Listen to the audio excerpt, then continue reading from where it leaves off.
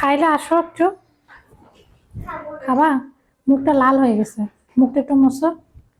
হ্যাঁ, বিসমিল্লাহ।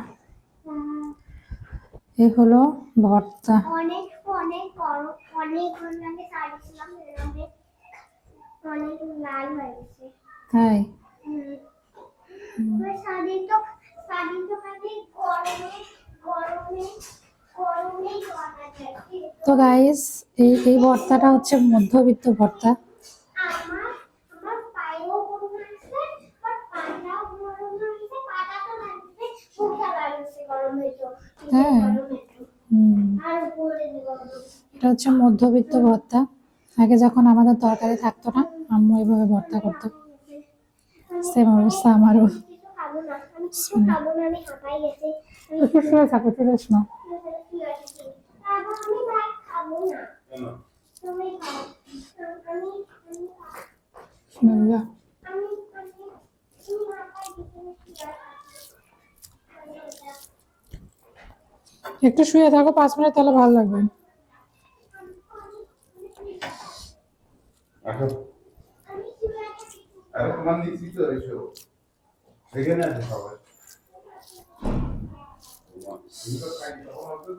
মজা আছে আবার। মধ্যবিত্ত মানে দুঃখী ভর্তা আর কি। এটা মানে আগে কি হতো গ্রামে, এটা হচ্ছে কি মাস, চৈত মাস বলে, আকালের মাস। চৈত্র মাস ভাত থাকে না,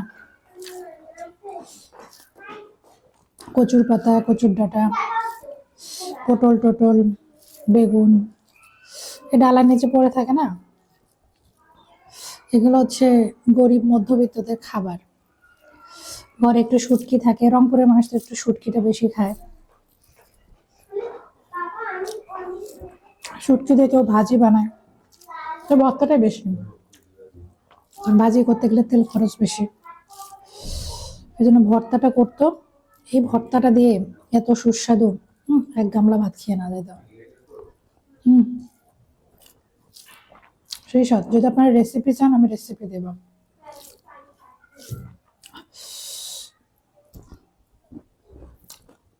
খুব মজা। আমাদের আগে আব্বু চাকরি করতো বাইরে, সরকারি চাকরি তো জানেন, কোনো জায়গায় পোস্টিং থাকে। তো আম্মু বেশিরভাগ শুটকি, শীদল এগুলো রেখে দিতাম সিজনের সময়, যখন বাড়িতে খাবার থাকে না বা বর্ষার সিজনে বাজার করতে যাওয়ার অসুবিধা। আর আমাদের এলাকার রাস্তা এত আগে খারাপ ছিল, কাদা, একটু বৃষ্টি হলে একদম 1 হাঁটু পর্যন্ত কাদা হইতো। এখন তো পাকা হয়ে গেছে সবকিছু, রোডঘাট।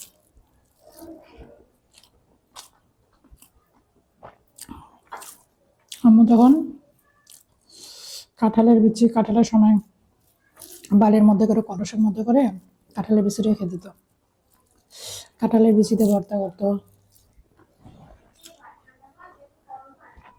দেখা যেত যে পুকুর পাড়ে, উঠানে সবজির চাষ করে রাখতো,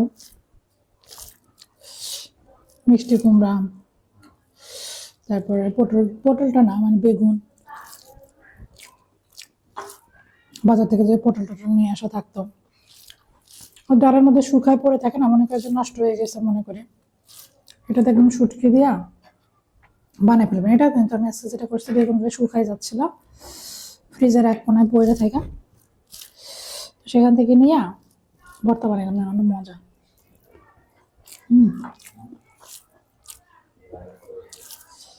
মুরগির তরকারি লাগতো না, এত মজা।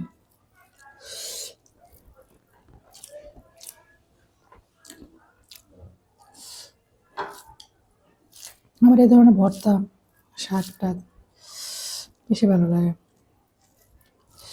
যে সুস্বাদু। একবার আপনারাও ট্রাই করে দেখবেন, অনেক মজা।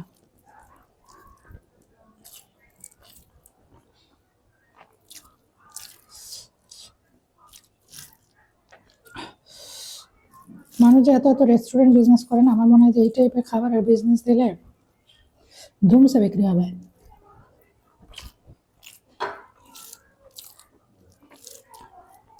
হয়তো বা সবার খাওয়ার টেস্ট তো একরকম না। আমি তো ভাই মধ্যবিত্ত, আমার কাছে এগুলোই অমৃত।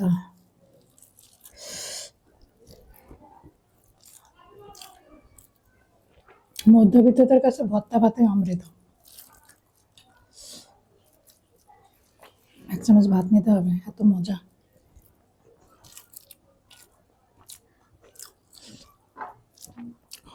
অনেকদিন পর একটু তৃপ্তি করে খাচ্ছে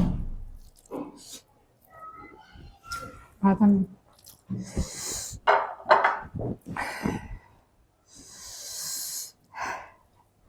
ভর্তাটা সেই মজা হয়েছে।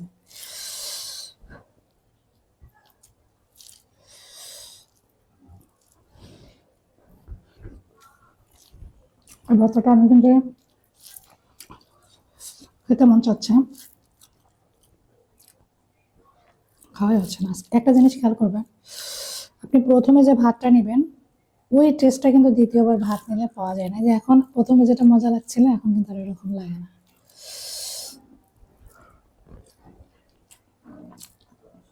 ওই জন্য আমি বেশিরভাগ সময় একেবারে ভাত নেই।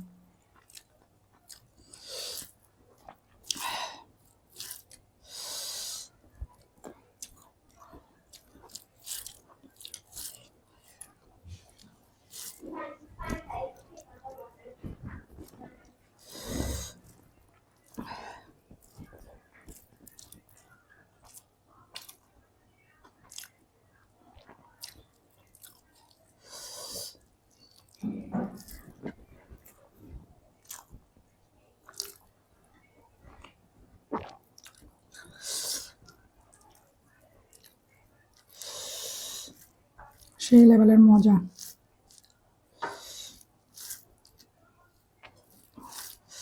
আর এখনকার মরিচের ছালগুলো দেখছেন কত মোটা, পিসাইছি কিন্তু ইয়া হয় নাই, মানে এরকম শোভা শোভা হয়ে আছে।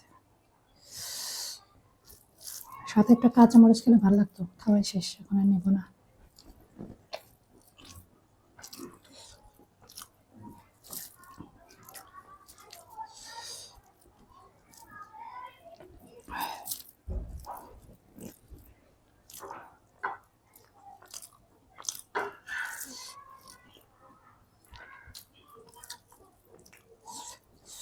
সেই স্বাদ।